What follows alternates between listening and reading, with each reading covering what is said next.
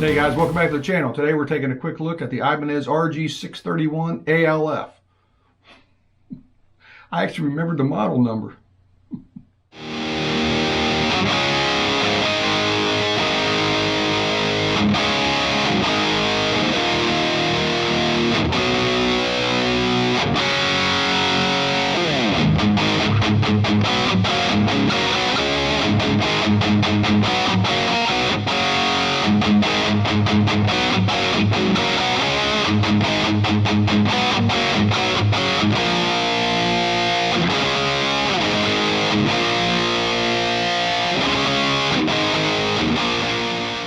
This is the Ibanez RG631-ALF in Blue Chameleon, which is almost an impossible color to video all that great and take pictures of all that great. It's basically like a flip-flop kind of paint.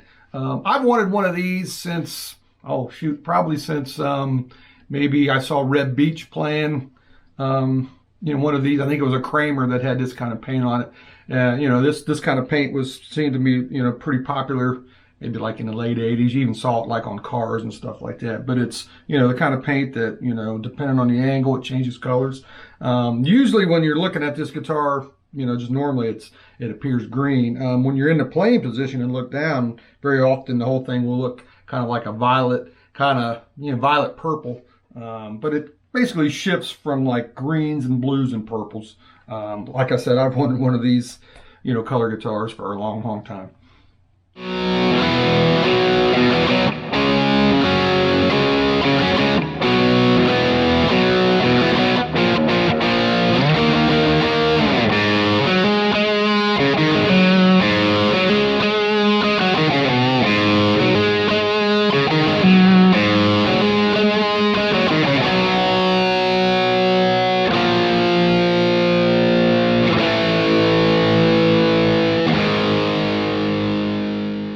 Is Nyato, or I'm not sure if I'm saying that right, which I believe has similar characteristics to mahogany, I think, but don't quote me on that. The neck is a 5-piece neck. It's made of panga in walnut.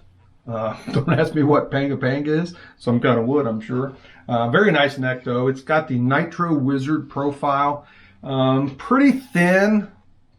I don't think it's super. It's been a while since I played like a true, ultra thin Ibanez Wizard neck. This doesn't feel quite as thin, depth wise as I remember, the old school Wizard necks feeling. But like I said, it's been a little while since I played it. It's a pretty thin neck. It's got some shoulders to it, so it actually feels a little wider this way than it actually measures. But it's a comfortable neck. I dig it. The actual numbers, measurements, it's very similar to my Music Man Majesty guitar there, which is one of the reasons why I was kind of, interested in this guitar, because I do record with that guitar a lot, and, pretty used to that neck. Have done some recording with this neck. Like I said, it is thin, but, I don't have any problems with it.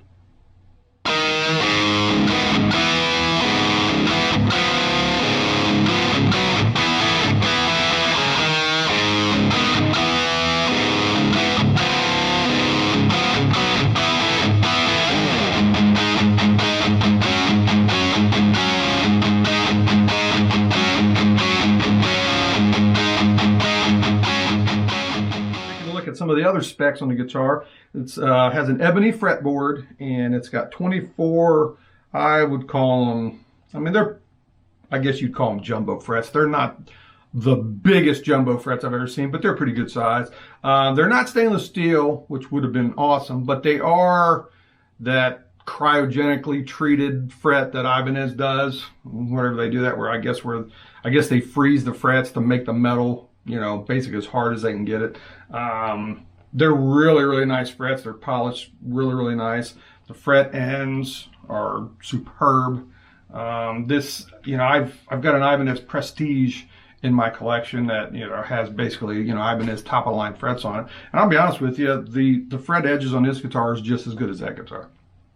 So coming up here at the headstock, the Ibanez logo there is actually glow in the dark, which is kind of a wild touch. It does have really high quality Goto Magnum locking tuners on it, so I was really happy to see that, because I do like locking tuners, and those are really top of the line locking tuners for sure. Coming down to the body, it's got the Ibanez Gibraltar 2 fixed bridge, which is kind of a cool bridge. If you like the feel of like a Floyd Rose tremolo, or like an Ibanez Edge tremolo, it kind of has that same feel under your hand, but obviously it's just a fixed bridge. It's got a master volume and a master tone volume pots. I did go ahead and replace the stock knobs with some Maximum Guitar Works knobs, which you guys know I love those knobs. It's got a 3-way switch, and it's got a voice switch for the Fishman Fluence humbuckers. Now the Fishman, this is a modern set. The bridge is ceramic, and the neck is Alnico. One thing that I did is I added a second mini switch here to coil tap each of the humbuckers. The Fishman, modern set of humbuckers have two little tabs, I guess you'd call them, two little soldering points on each one. So it makes it super easy to add coil tap to a guitar, with those kind of pickups. Basically, depending on if you want the outer coil, when you tap it, or the inner coil, or if you want the option of having, all of it. I chose the outer coils for this one. There's basically 3 ways you can wire the switch. If you get an on mini switch, you can either wire it for the outer coils or the inner coils.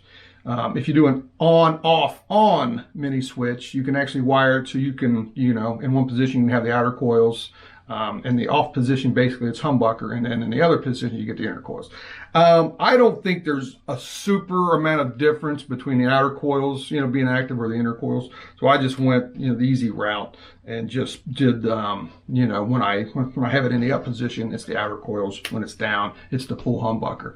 It's a super easy mod. It's so easy that I'm surprised and just a little disappointed that Ibanez doesn't do that, right from the factory, right from the get-go. I think you could probably do it with a push-pull pot. I don't know why you couldn't.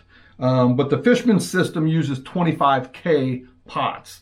And I didn't have any push-pull pots, in my parts box that were 25K. But I did have, the mini switch. So I just went ahead and threw that in there. In case you're all going to do that, depending on where you're going to put it, I thought basically putting it here was probably the best, spot. It wouldn't interfere with the toggle. It wouldn't interfere with, either knobs.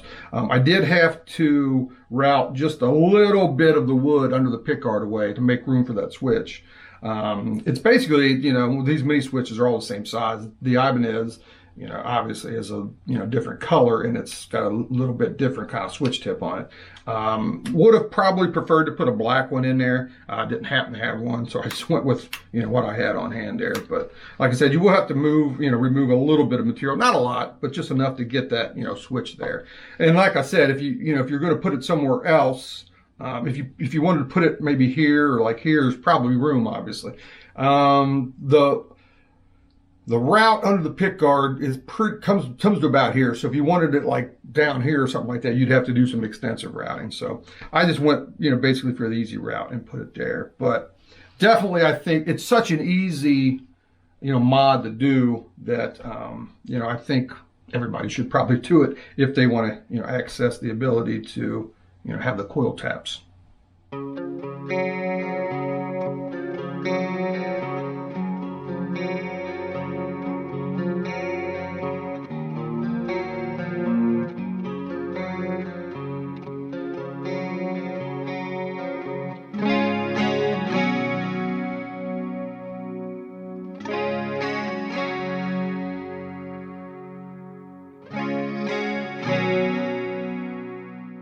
So moving to the back of the guitar, you can see it's got a sculpted neck heel there. So, high access to the guitar probably wouldn't be that bad with a normal heel. But, it does have the sculpted heel, which is nice. It's a string through guitar, as you can see. And the 2 low strings, they've kind of offset a little bit. I'm assuming that's to help, if you do some drop tunings, something like that. Help with, you know, maybe the tension of the strings a little bit. And then you got a door here for the 9-volt that powers the active properties of the Fishman system. And then there's just a little cover there for where the jack is.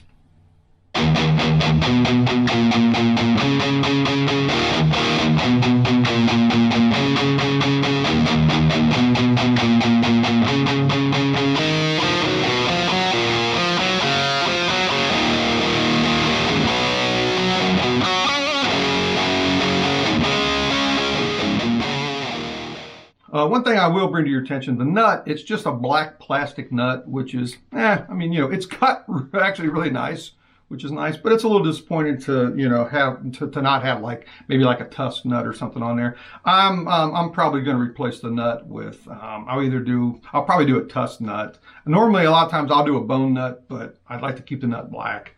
So I'll probably do a tusk nut on there. Or, you know, or maybe not actually, because this guitar stays in tune very, very well.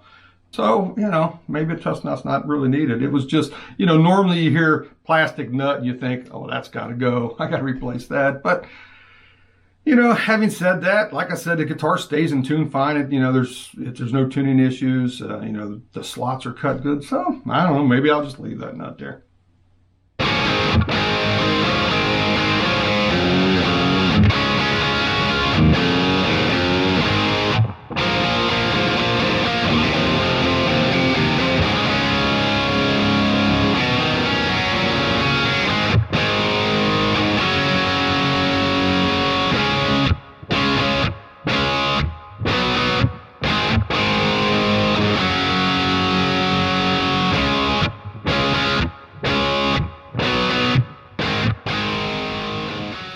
Thing I do want to mention, guys, is the plastic that Ibanez puts on the pick guard, you know, from the factory that you got to peel off.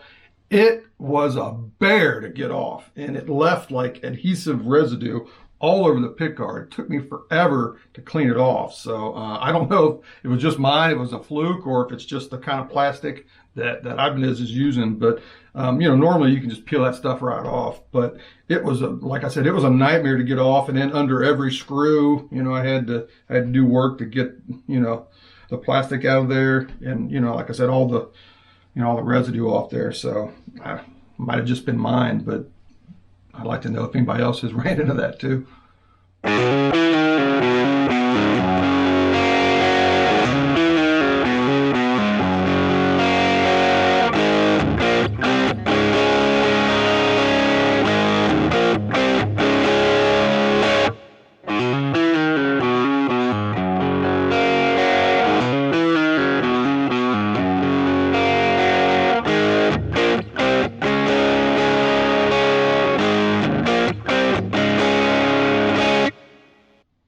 So guys, we'll do some tone samples for you. Of course, we're going to play the same riff that we always do, among some others.